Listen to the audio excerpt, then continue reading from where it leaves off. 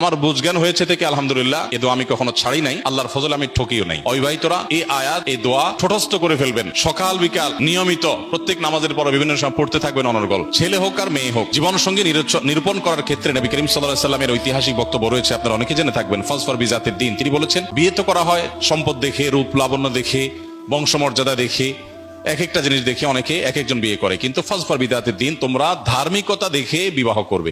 এখন ধার্মিকতার ডেফিনিশন কি, এটা আরেকটা জটিল বিষয়। কারণ আমরা দেখি আজকাল অনেকেই আছেন যে দাড়ি আছে, টুপি আছে, মাশাআল্লাহ পাঞ্জাবি আছে, আবার মাদ্রাসা ব্যাকগ্রাউন্ডের, ধার্মিক মনে করে কোনো মেয়ে তার সাথে বিবাহ বন্ধনে আবদ্ধ হয়েছেন, সাংসারিক জীবন দেখা গেল মাশাআল্লাহ, না দুঃখিত, তিনি বিয়ে করেছেন মাশাআল্লাহ দেখে, সাংসারিক জীবনে সেদিন নাউজুবিল্লাহ পাওয়া লাগতেছে। আবার এর উল্টোটাও হয়, বোরকা পরেন, হাত মোজা পা মোজা মেনটেন করেন মাশাআল্লাহ, ইসলামিক ব্যাকগ্রাউন্ড সবই ঠিক আছে, কিন্তু বিয়ের পরে ওনারও নাউজুবিল্লাহ বা আস্তাগফিরুল্লাহ পড়া লাগতেছে।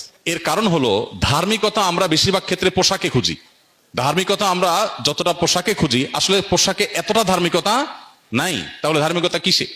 বিবাহের ক্ষেত্রে সবচেয়ে গুরুত্বপূর্ণ বিষয় হলো যে আপনি যাকে জীবন সঙ্গী বা সঙ্গিনী হিসেবে নির্বাচন করতে যাচ্ছেন, এই লোকটা আসলেই আল্লাহর কাছে নিজেকে সমর্পণ করেছেন কিনা, কোরআন এবং সুন্নাহর কাছে নিজেকে পরিপূর্ণ সমর্পণ করেছেন কিনা। যে এই জায়গায় যদি তার খুঁটিটা বাঁধা থাকে যে কোরআন হাদিসে কোনো কিছু আছে, তিনি সারেন্ডার করবেন, তিনি সেক্ষেত্রে কোনো কম্প্রোমাইজ করবেন না। তার যত জেদ থাকুক, যত কষ্ট থাকুক, যত কিছু থাকুক, আল্লাহ এবং তার রাসূলের নির্দেশ পাওয়ার পর তিনি মাথা নত করে ফেলেন।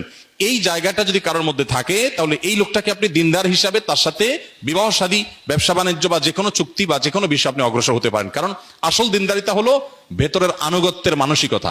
আল্লাহ তাআলার আনুগত্য যদি করবার জন্য মানসিকভাবে কেউ প্রস্তুত থাকে, এই লোকটা হলো আল্লাহ সুবহানাহু ওয়া তাআলার কাছে সিরিয়াস দিনদার, এই লোকটা হলো আসল ধার্মিক।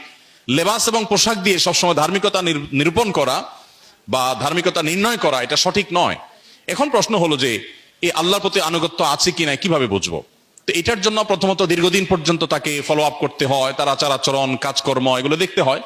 অথবা যারা তাকে পার্সোনালি চিনে, এরকম মানুষগুলোর মধ্যে যারা আস্থা রাখার মতো, তাদের রেকমেন্ডেশনকে আমলে নিতে হয়। আর সবচেয়ে বড় কথা হলো যে জীবনসঙ্গী নির্বাচনের ক্ষেত্রে আসলে নিজেদের বুদ্ধি দিয়ে, বিবেক দিয়ে সবসময় উপযুক্ত মানুষ খুঁজে পাওয়া মপর হয় না। এই জন্যই সূরা ফুরকান আয়াত নম্বর ৭৪, রব্বানা হাব লানা মিন আজওয়াজিনা ওয়া যুররিয়াতিনা কুররাতা আয়ুন ওয়াজআলনা লিল মুত্তাকিনা ইমামা। অবিবাহিতরা এই আয়াত, এই দোয়া ঠোঁটস্থ করে ফেলবেন, সকাল বিকাল নিয়মিত প্রত্যেক নামাজের পর বিভিন্ন সময় পড়তে থাকবেন অনর্গল। আমার বুঝজ্ঞান হয়েছে থেকে আলহামদুলিল্লাহ, এ দোয়া আমি কখনো ছাড়ি নাই, আল্লাহর ফজলে আমি ঠকিও নাই।